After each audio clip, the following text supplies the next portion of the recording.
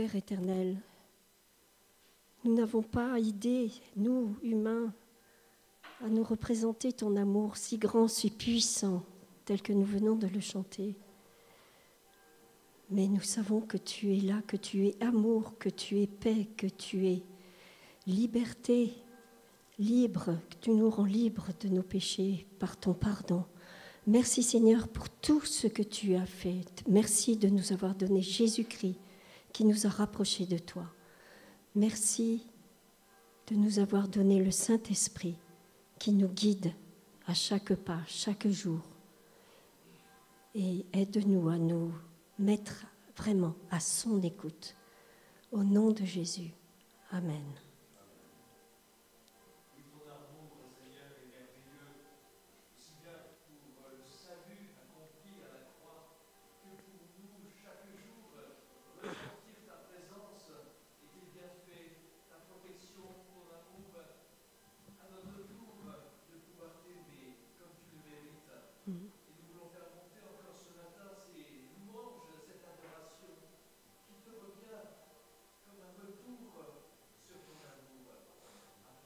Amen.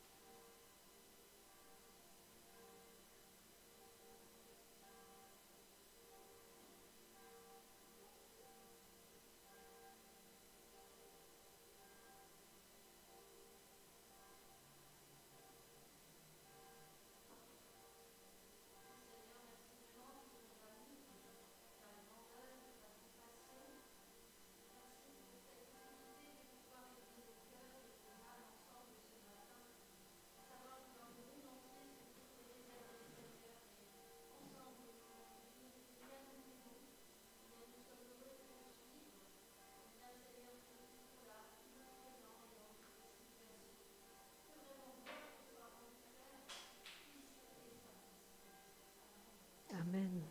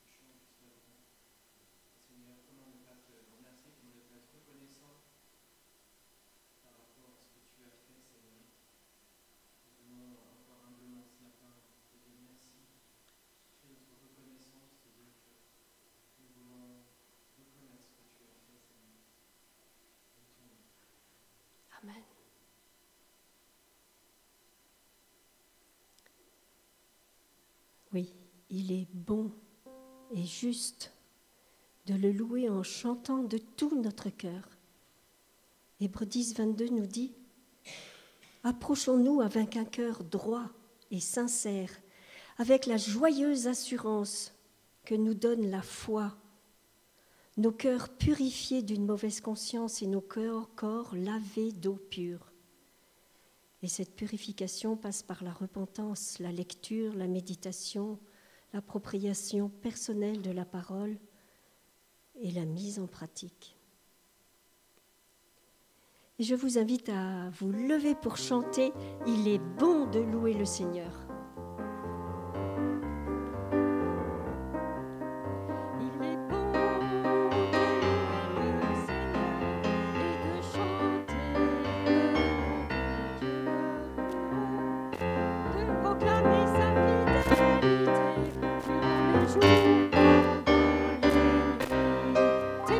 Tes bienfaits ne peuvent se compter, émerveillés par ce que tu as créé.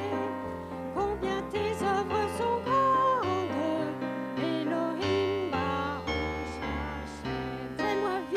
Fais-moi vivre près de toi, Seigneur. Fais-moi grandir comme les cèdres du Liban.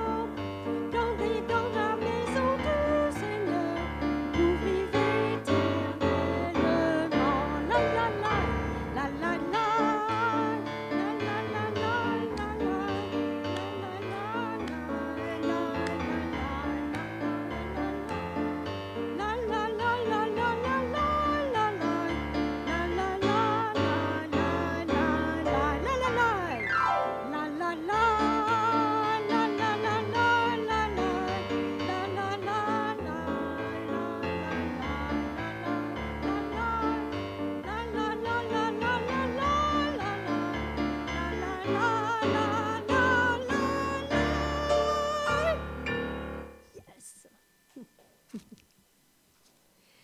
La louange, elle est puissante et elle fait fuir l'ennemi. La louange, c'est le fait de rendre hommage à notre Dieu. Elle peut se faire de différentes manières, en musique, seul ou en groupe, comme nous le faisons maintenant. Et seul, ça m'est arrivé plusieurs fois, quand je travaillais l'orgue il y a quelque temps, j'allais m'entraîner à l'église de Queuleux, j'avais la clé, je rentrais, je m'enfermais et je travaillais là. J'ai travaillé beaucoup un certain choral de Bach et je testais les différents jeux, les différentes sonorités. Et pour moi, c'était ma louange à Dieu. Et je voulais qu'elle soit la plus belle possible. Donc je recommençais quand je faisais une petite faute. Et voilà, petit témoignage personnel. On peut le louer aussi comme une proclamation joyeuse à Dieu, en privé, seul, ou en assemblée, en l'adorant. Et l'adoration est une consécration qui touche tous les domaines de la vie. Elle nécessite... Elle nécessite une intimité, une relation personnelle particulière avec Dieu. Une relation personnelle avec Dieu. Louez Dieu, louez le Fils Jésus-Christ venu pour racheter l'humanité. Et par sa mort et sa résurrection, il est vainqueur. À lui l'honneur, à lui la puissance, à lui la gloire pour l'éternité. Et je vous invite à louer le Seigneur Jésus en chantant « Nous élevons le nom de Jésus ».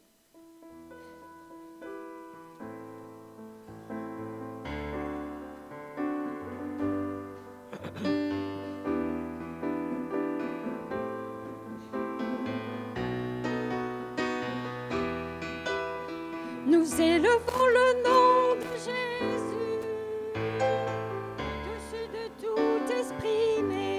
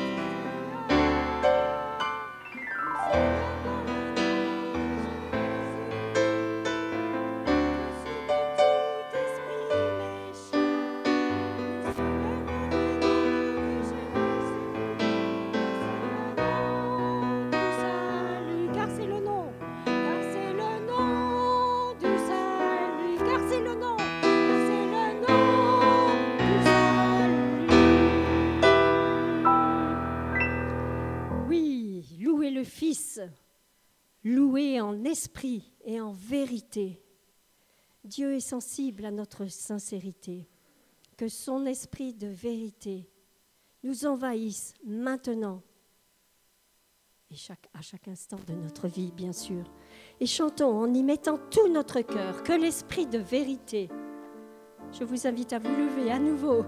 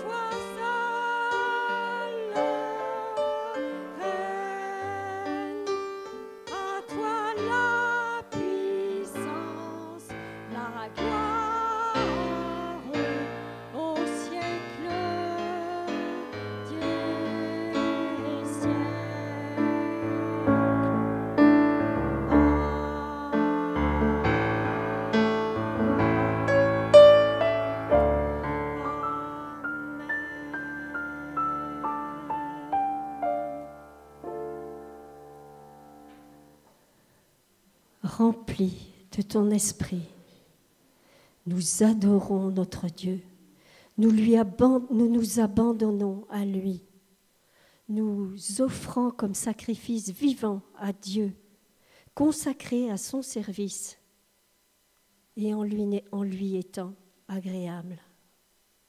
C'est un véritable culte que nous lui offrons, selon les mots de Rick Warren.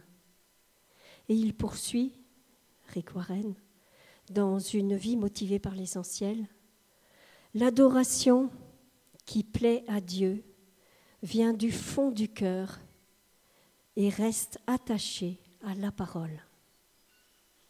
Restons concentrés sur notre adoration et offrons notre vie, notre cœur comme un cadeau d'amour. Et nous allons enchaîner les 2 chants suivants. Viens, ne tarde plus et reçois ma vie.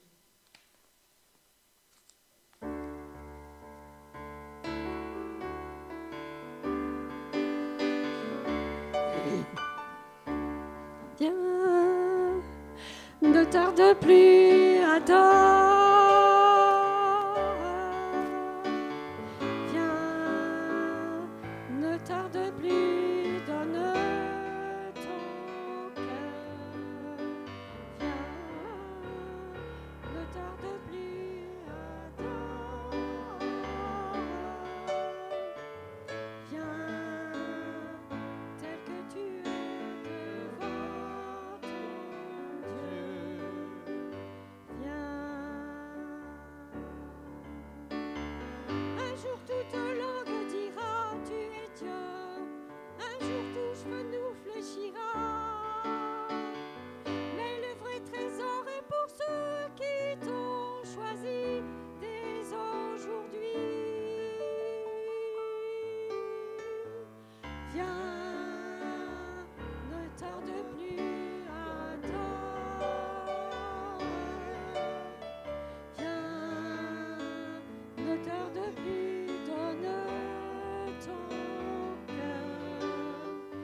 Viens, tel que tu es, adore. Viens, tel que tu es devant ton Dieu. Viens.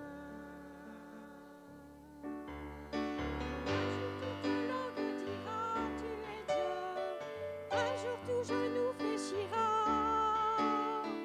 Mais le vrai trésor est pour ceux qui t'ont choisi dès aujourd'hui.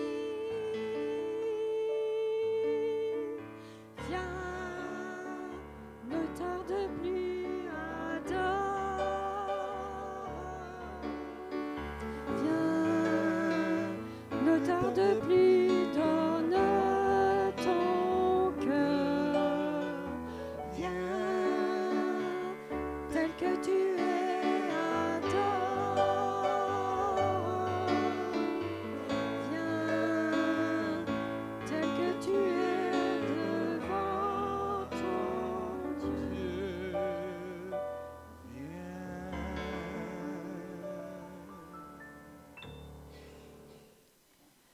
Reçois ma vie comme une adoration. Reçois mon cœur comme un cadeau d'amour. Je n'ai rien d'autre à t'offrir que ce sacrifice vivant. Je te donne ma vie pour toujours.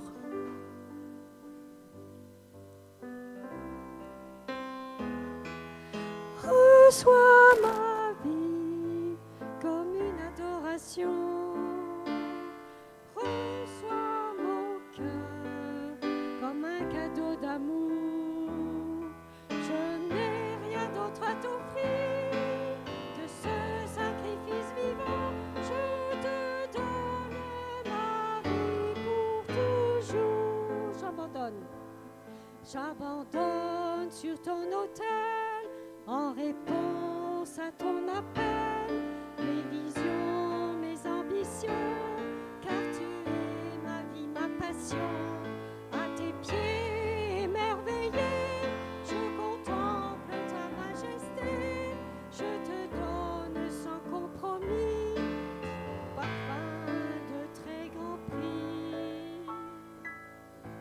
Reçois ma vie comme une adoration. Reçois mon cœur comme un cadeau d'amour. Je n'ai rien d'autre à t'offrir que ce sacrifice vivant. Je te donne ma vie pour toujours.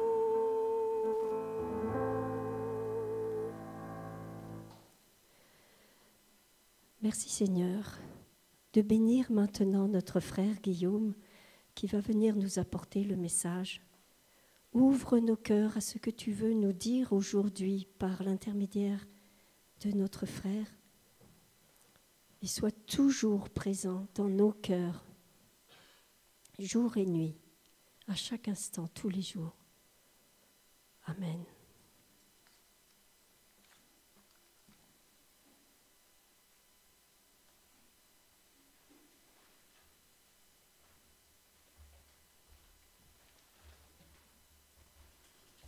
Bonjour à tous. Shalom.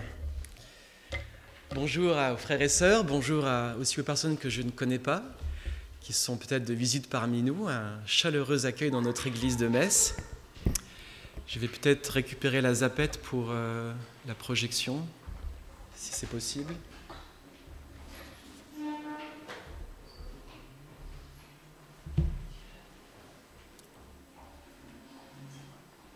Super, merci.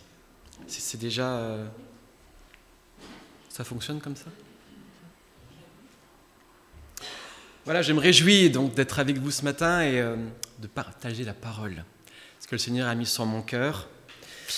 C'est en fait l'origine un peu de ce message, hein, ça vient de l'étude qu'on fait en ce moment dans notre groupe du mercredi soir. Donc le groupe de Jarny, mais bon, on se déplace, donc c'est pas tellement Jarny, mais... Et en ce moment, on étudie l'épître de Jacques. Voilà. Alors, je ne sais pas si vous aimez cette épître. C'est très percutant. Voilà. C'était, à mon avis, quelqu'un qui devait avoir un style assez... peut-être pas rentre dedans, mais en tout cas, il mettait les gens, les chrétiens, devant leurs responsabilités. Et dans son épître, vous le savez, il y a pas mal de sujets où il vient comme ça, il confronte les gens. Le fameux sujet sur la langue, par exemple, attention à notre langue, ce qu'on dit. Bon, moi, ce qui m'a touché, que je veux vous partager ce matin, c'est un passage qui est assez connu, qui concerne la mise en pratique de la parole de Dieu. Es-tu quelqu'un qui met en pratique la parole de Dieu ? Suis-je quelqu'un qui met en pratique la parole ? C'est le titre de mon message. Et je lirai donc dans la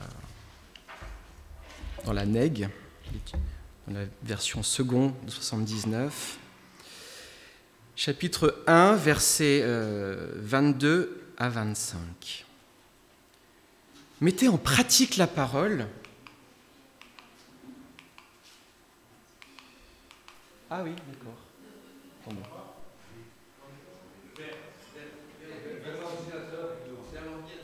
Ah oui, oui.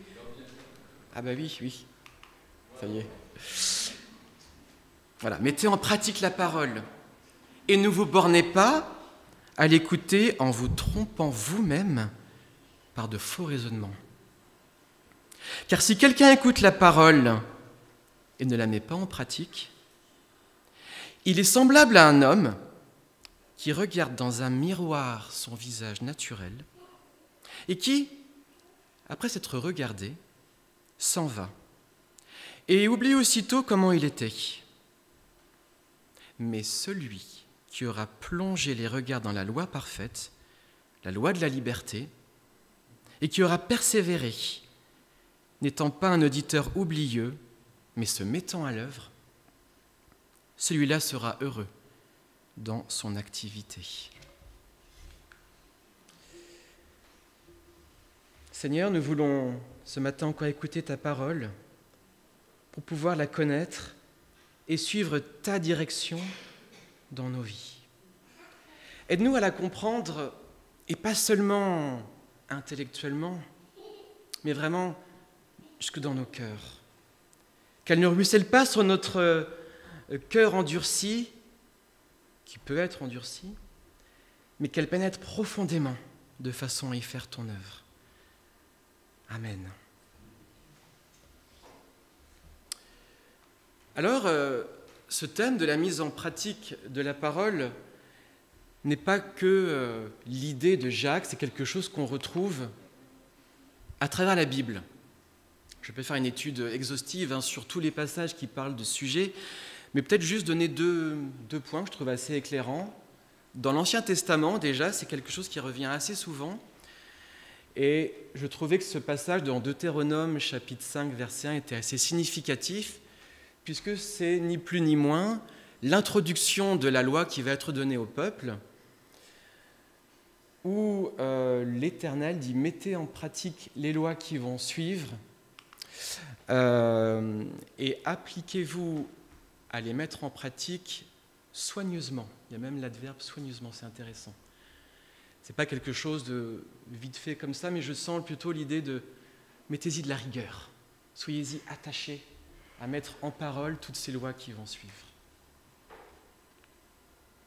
Plus contemporain de Jacques, Jésus, bien sûr, dans ce passage célèbre, lui, pour le coup, il conclut le sermon sur la montagne avec ce passage qu'on connaît depuis tout jeune, avec la maison, l'image de la maison, qui est construite ou sur le sable, ou sur le roc, et où Jésus appelle à mettre la parole en pratique en se fondant sur le roc.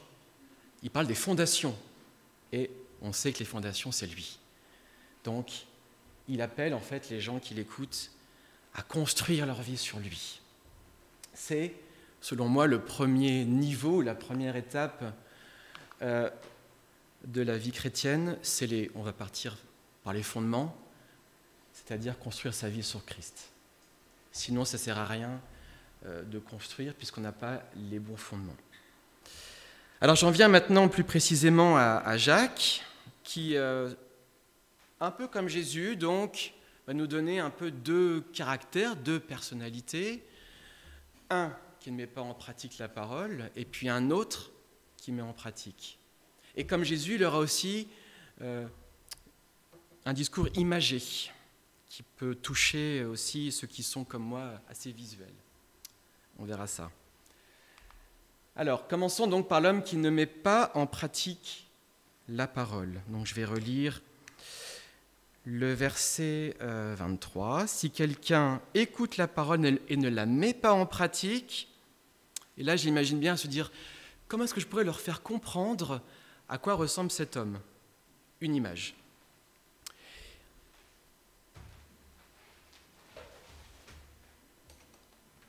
Il est semblable à un homme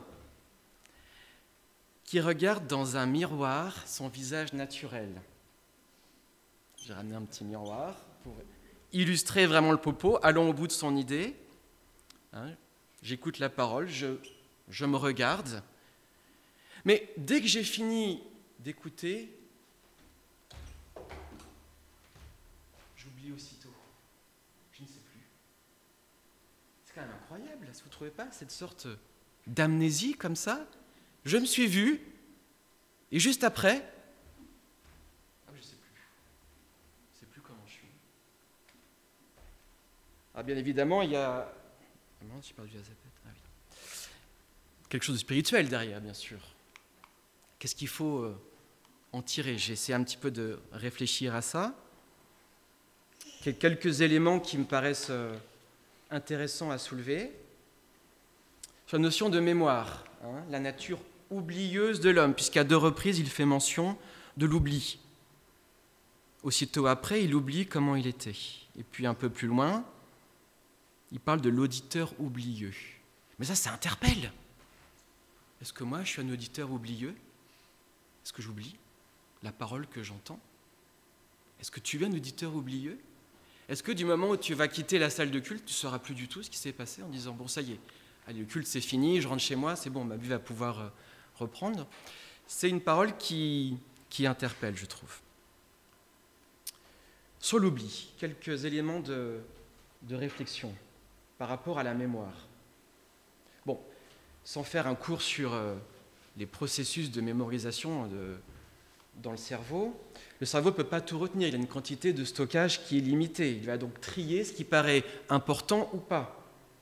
Alors, l'hypothèse un peu que je fais est la suivante, et je trouve intéressant l'idée d'imaginer qu'en fait, il y a une bataille spirituelle, si j'ose le dire, dans notre cerveau, dans notre mémoire, dans notre façon d'être, entre un corps qui ne voudrait peut-être pas changer, qui peut-être freine des cas de fer pour dire non, changeons pas. Opposer une volonté spirituelle qui, elle, voudrait changer. Vous voyez ? Pour moi, je considère que la bataille spirituelle se joue dans plein de domaines et aussi, et ça j'y avais pas forcément encore réfléchi, dans notre intelligence, dans notre mémoire. dans notre façon de fonctionner. Alors je trouve ça quand même terrible, l'idée d'imaginer qu'on puisse écouter la parole, puis finalement que rien ne change, on repart. Je ne sais pas, dans la semaine, est-ce que tu te rappelles le message que tu as entendu le dimanche? Est-ce que tu t'es déjà posé la question, ou ça nous est déjà arrivé, nous, le mercredi, quand on se retrouve? Ah bah tiens, c'était quoi déjà dimanche? Ah bah je ne sais plus, tiens. C'était quoi le passage? Et encore plus, qu'est-ce que tu as vraiment retenu? Qu'est-ce que tu as appris pour ta vie de chrétien? Parce que bon, j'imagine que vous êtes d'accord avec moi que le but, c'est pas juste d'écouter pour écouter. En tout cas, je pense que le Seigneur a un autre but derrière. C'est ce qu'on va voir progressivement. Alors, tu pourrais me dire, bon, et puis quoi? J'ai oublié, et alors, ça fait quoi? Quel est l'enjeu? Qu'est-ce qui nous guette? Et je crois que Jacques nous donne des éléments de réflexion aussi pour montrer que c'est pas si anodin que ça. Il parle de faux raisonnements. Ça, je trouve ça quand même fort, ce passage. Le verset 22, j'y reviens. Ne vous bornez pas à écouter la parole, en vous trompant vous-même par de faux raisonnements. C'est quoi ces faux raisonnements? Alors j'ai deux idées qui me viennent, je ne sais pas si vous serez d'accord avec moi, de la vie chrétienne. Par exemple, j'écoute la parole de Dieu et elle va comme infuser en moi. C'est comme un sachet de thé, vous voyez. Je fais de l'eau chaude, la parole c'est le sachet, et puis en écoutant, la parole va comme ça faire son œuvre en moi. Ça, bon. Plus j'écoute la parole, et plus je deviens un bon chrétien. Alors j'écoute des méditations, des vidéos, des conférences, des messages, encore, et je lis. Et puis finalement, c'est quoi derrière? Toujours un peu la même idée, non? Vous ne croyez pas? L'idée un peu de se justifier devant Dieu. Mais moi j'écoute beaucoup, moi j'écoute tout le temps la parole. Ça peut être peut-être des fausses représentations de la vie chrétienne. On peut avoir de la bonne volonté à vouloir, oui, sincèrement vouloir écouter, apprendre. Mais notre chair peut nous détourner pour nous emmener loin de notre volonté première. C'est subtil, hein, puisqu'on est toujours en train de lutter un petit peu avec nous-mêmes aussi, comme je le disais. Il y a ce désir d'apprendre, de vouloir sincèrement changer, d'être changé par le Seigneur. Mais il y a, je crois, notre nature en nous, hein, qui, elle, résiste, à mon avis, des quatre fers. Alors au-delà de... On a parlé de nous un peu, mais je crois qu'au-delà, c'est très enrichissant, très... c'est pas stimulant le mot, c'est comment dire. On apprend aussi des choses sur Dieu. Non, les faux raisonnements, c'était pas ça. Voilà. Dieu nous voit, je reprends l'image du miroir, hein, c'est-à-dire que quand j'écoute la parole, elle me montre mon visage. Ça veut dire quoi, ça? Dieu nous voit tels que nous sommes. Ça vous parle, ça? L'exposition à la parole, c'est l'idée, hein, fait sauter le masque que l'on met dans nos relations humaines. Et Dieu nous rappelle qui on est vraiment. Guillaume, quand tu écoutes ma parole, je veux te montrer qui tu es vraiment. Mais bon, pour ça, il faut que je regarde vraiment et que je prenne le temps de regarder. On ne peut pas tromper le Seigneur par rapport à qui on est vraiment. À travers sa parole, il nous met face à nous-mêmes, sans artifice, sans trompe-l'œil, mais dans la vérité, car le Seigneur est la vérité. Alors je ne sais pas pourquoi il veut nous montrer notre vraie personnalité. Est-ce que c'est pour nous montrer à quel point nous sommes peut-être dans le péché, à quel point on a besoin de lui, à quel point on peut de nouveau crier « Mais change mon cœur, Seigneur, et purifie-moi, que je sois comme toi ».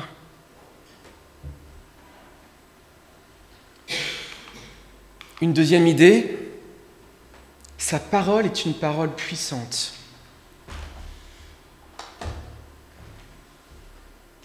Quand on lit ensemble la parole, quand on veut vraiment la comprendre, Mais ce n'est pas un livre de littérature, ce n'est pas un livre d'histoire ou de philosophie. Ça nous rappelle que c'est un texte spirituel, avec une action spirituelle.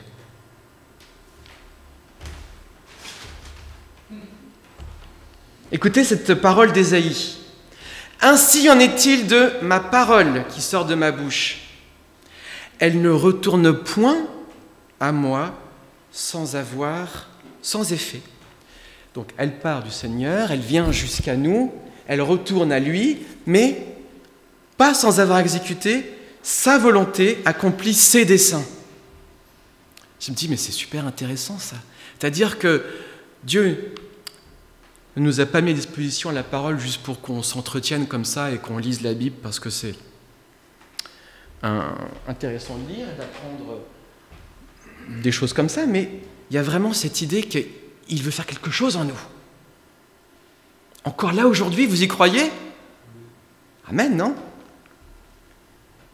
Il a choisi sa parole, mais il faut qu'on la lise non pas, comme je le disais au début, juste comme un livre d'histoire, entre guillemets, en lisant « Ah, c'est intéressant, le roi, telle année, il est là, hein, puis là, il s'est passé ça. » Bon, les païens aussi peuvent lire la Bible comme ça, hein, il n'y a pas de souci. Mais je crois qu'il y a un autre dessein derrière du Seigneur.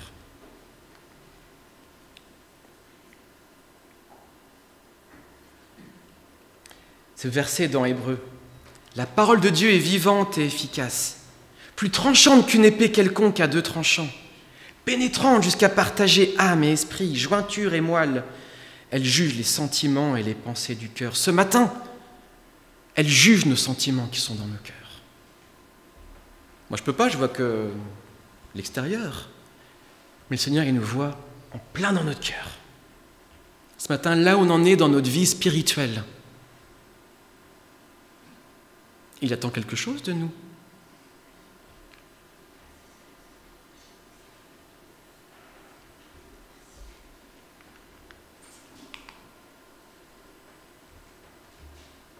Je reviens dans Jacques avec maintenant l'homme qui met en pratique la parole de Dieu. Une image.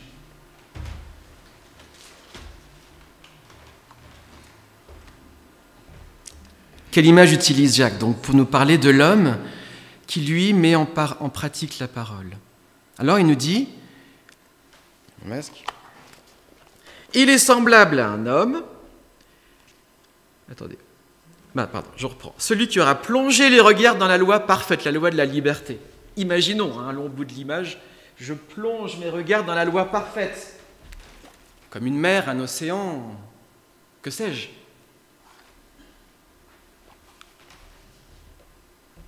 Et qui aura persévéré, n'étant pas un auditeur oublieux, mais se mettant à l'œuvre. Celui-là sera heureux dans son activité. Que nous dit cette image? De plonger ses regards. C'est intéressant, ça, je trouve.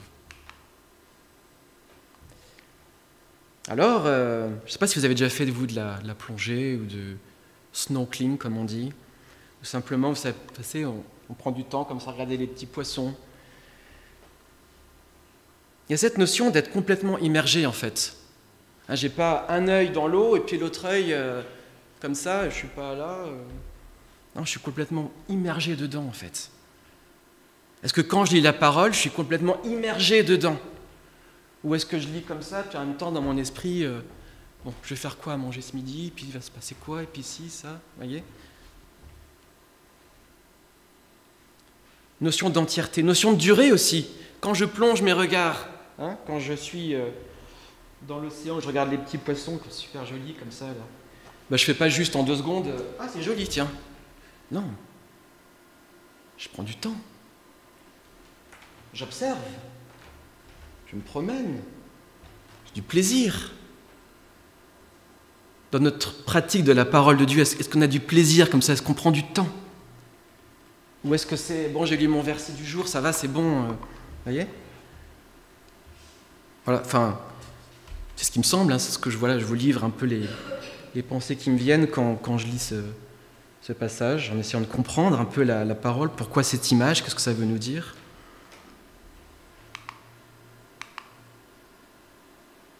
Il aura persévéré. se mettant à l'œuvre. Il y a deux notions qui me paraissent importantes, hein, une notion d'effort, hein, persévérer, je lis, je relis, je n'ai pas compris, je reviens encore, voilà, je veux comprendre, et d'organisation.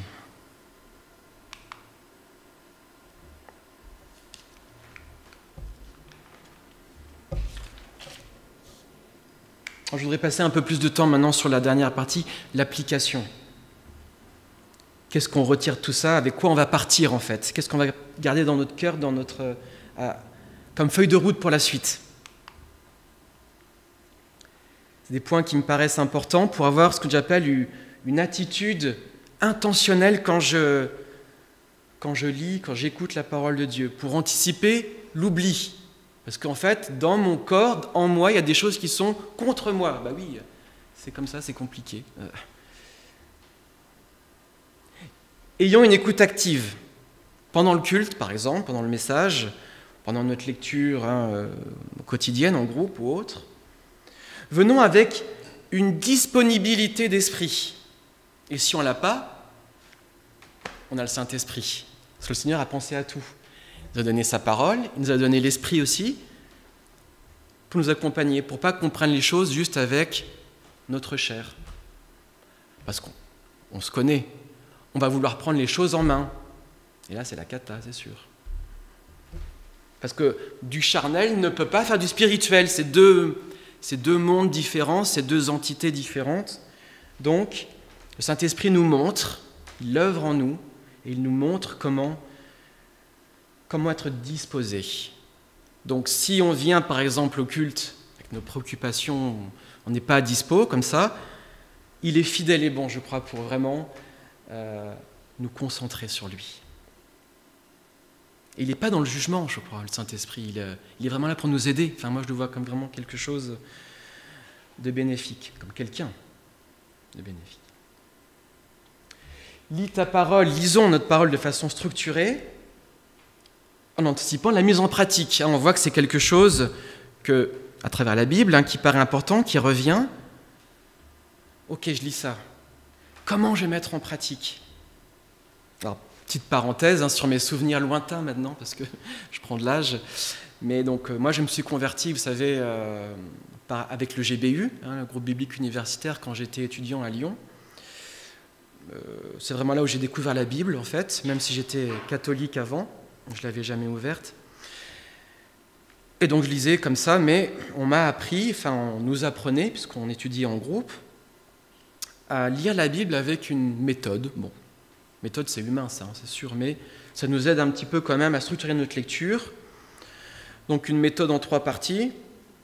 Observation, on observe le texte, concrètement qu'est-ce qu'il nous dit. Interprétation, bon là, ça c'est un peu technique l'interprétation. Et dernière partie, l'application. Comment je vais appliquer ce passage dans ma vie? Et au-delà de la méthode, qui n'est qu'une méthode, avec le recul, je trouve intéressant quand même que ceux qui ont pensé à ça aient eu l'idée d'intégrer dans la méthode une application. L'idée de partir avec quelque chose à mettre en pratique. C'est pas juste, on lit, c'était intéressant, super. Bon, la semaine prochaine. Non. C'est déjà l'idée que la parole, à travers la parole, Dieu veut faire une œuvre en nous.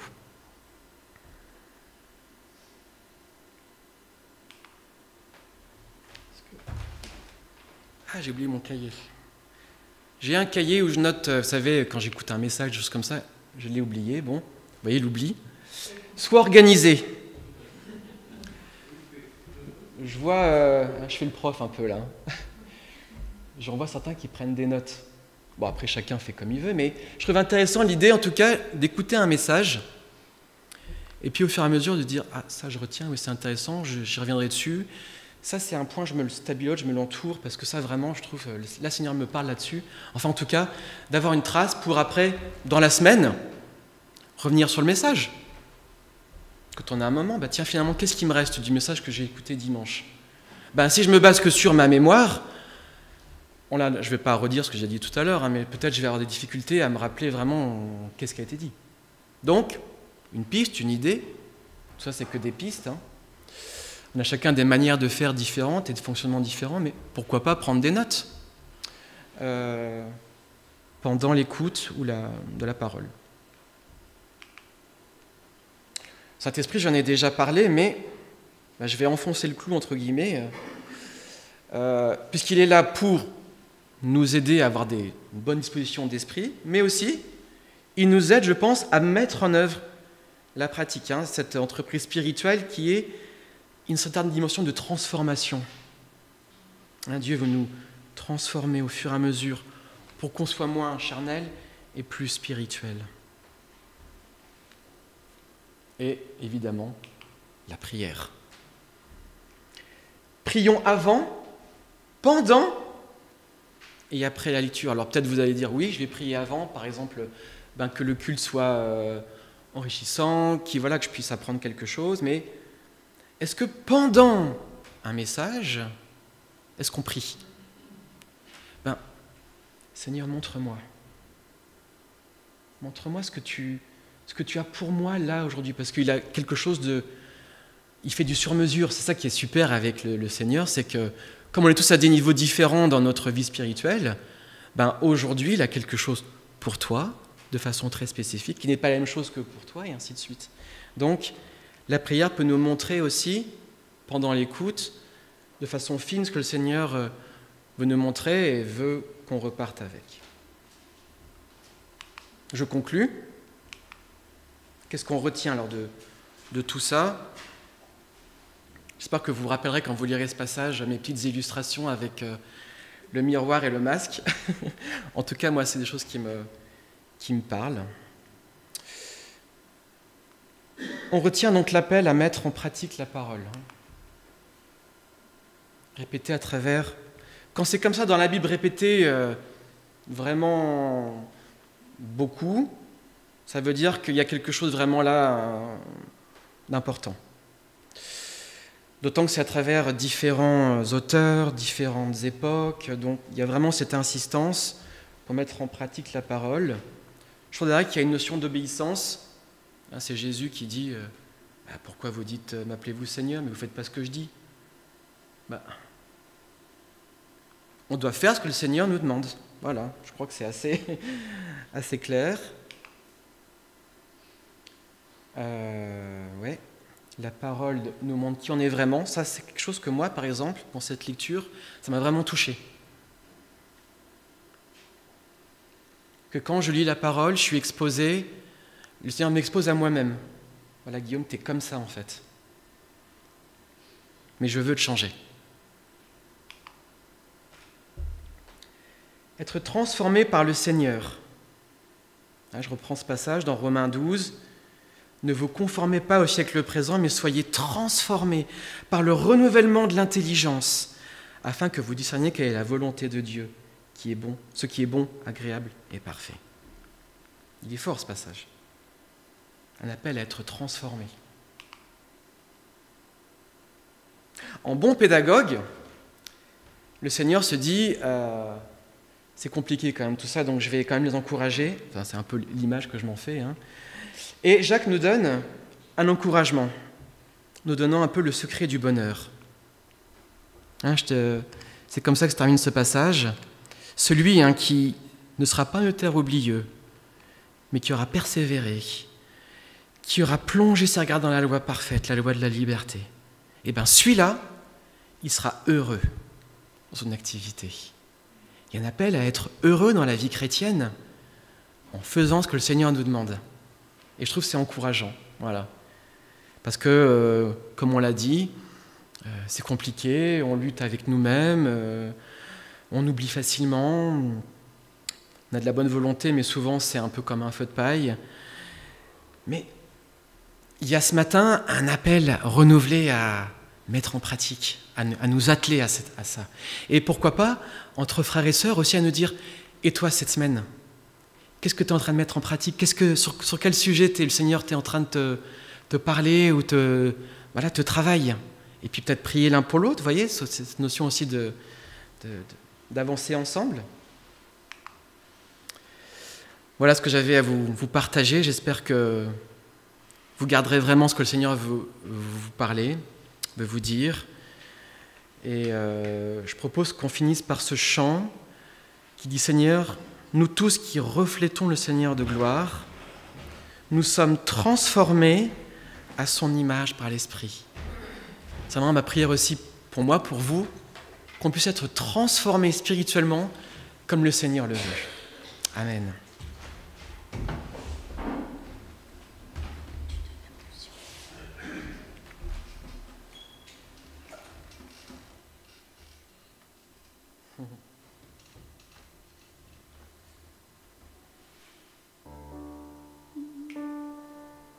Nous tous qui reflétons le Seigneur de gloire, à visage découvert, comme dans un miroir, nous sommes transformés à son image, transfigurés de gloire en gloire par le Seigneur l'Esprit.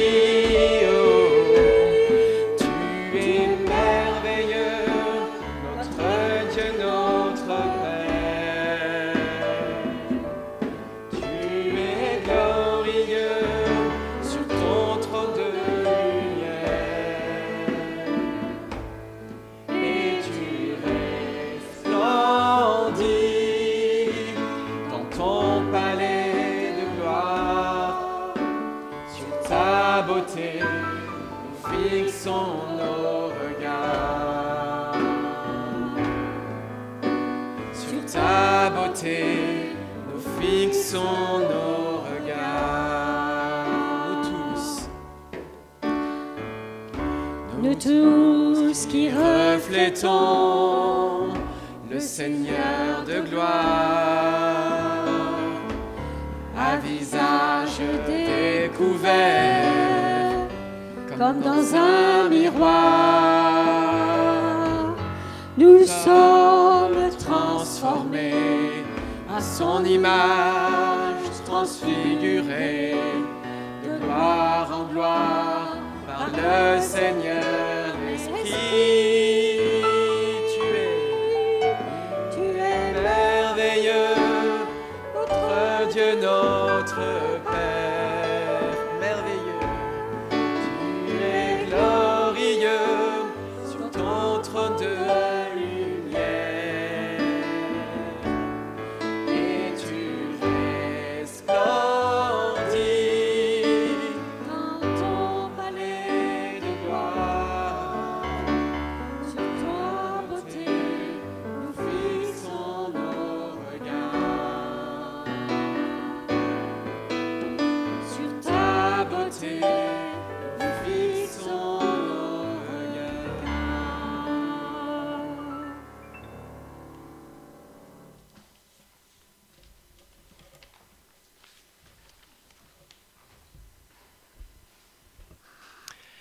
On va maintenant vivre, frères et sœurs, un temps de Sainte Seine, car nous sommes le premier dimanche du mois, donc c'est le rythme qu'on s'est donné au niveau de l'Église. Je vais un petit peu introduire ce temps, et pendant que j'introduis, en fait, je voulais anticiper avant le culte, mais je n'ai pas eu l'occasion, il me faudra 2 personnes qui m'aident. Alors je ne sais pas si je peux demander à 2 personnes, je vois Solange qui sourit par exemple, et puis pendant lequel en fait on se remémore ce fondement de la vie chrétienne. On revient un petit peu aux sources, aux origines, un peu quand on a la Sainte Seine, donc c'est pour ça que c'est un temps fort. C'est quoi ce retour aux sources? C'est un peu simplement nous rappeler, ça peut paraître évident, mais c'est notre fondement, que Jésus est mort pour tes péchés, pour mes péchés, nos péchés, il est mort à notre place. Ça aurait dû être nous, mais il a pris notre place. Et c'était pas normal, enfin, c'était pas censé être comme ça, parce que lui était pur, sans défaut. Mais il l'a fait en toute connaissance de cause, d'aller à la croix, volontairement, pour nous. Dans Ésaïe, chapitre 53, verset 10, il est dit qu'après avoir livré sa vie en sacrifice pour le péché, parlant de Jésus, il verra une postérité et prolongera ses jours. Et grâce à Dieu, nous sommes, nous ici réunis, sa postérité. Et nous voulons être reconnaissants pour cela, parce que nous n'avons rien fait, nous ne méritons pas, nous ne méritons rien. Alors nous voulons être reconnaissants à travers ce temps de Sainte Seine qu'on va vivre, qui va se dérouler en 2 temps. Un temps où on va prier pour le pain, une fois qu'on aura relu le passage dans les évangiles, et puis un autre temps sur le vin. Alors on prendra les éléments ensemble, en signe un peu de fraternité, d'unité. Et puis peut-être simplement dire, sans aucun jugement, mais que ceux qui n'ont pas donné leur vie au Seigneur, ceux qui sont peut-être en recherche, simplement de laisser passer les éléments. Faites ceci en mémoire de moi. Souvenez-vous de mon sang versé. Faites ceci en mémoire de moi. Souvenez-vous de mon corps brisé. Partagez le vin. Partagez le vin, car il est mon sang versé pour vous. Prenez et buvez, car il est mon sang versé pour vous. Faites ceci en mémoire de moi.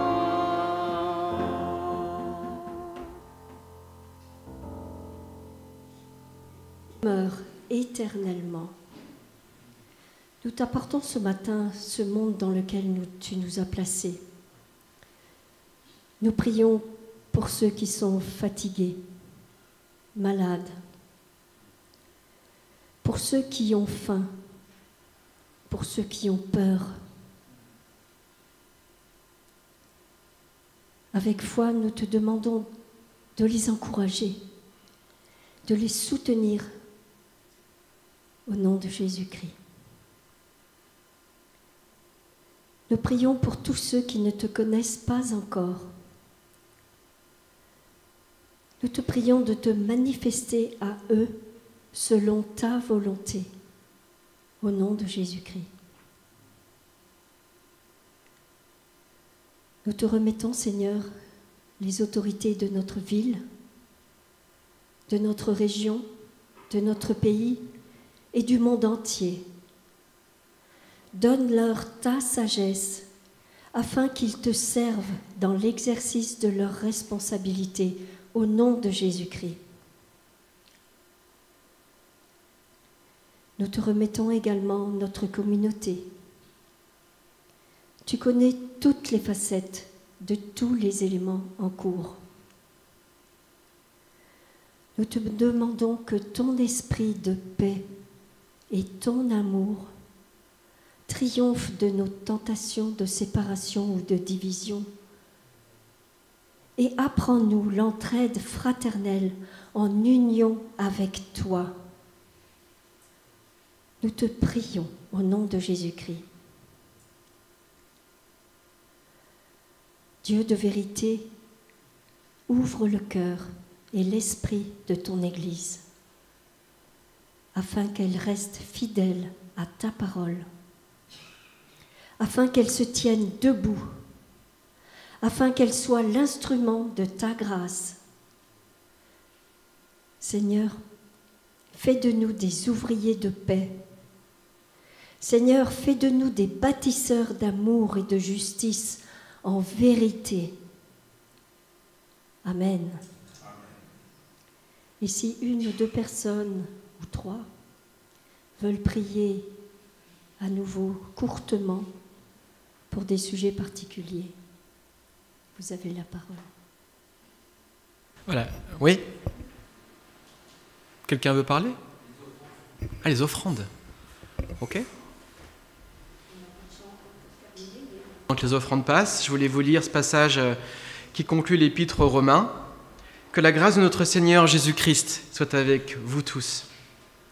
à celui qui peut vous affermir selon l'Évangile et la prédication de Jésus-Christ, conformément à la révélation du mystère caché pendant des siècles, mais manifesté maintenant par les écrits des prophètes, d'après l'ordre du Dieu éternel, et porté à la connaissance de toutes les nations, afin qu'elles obéissent à la foi.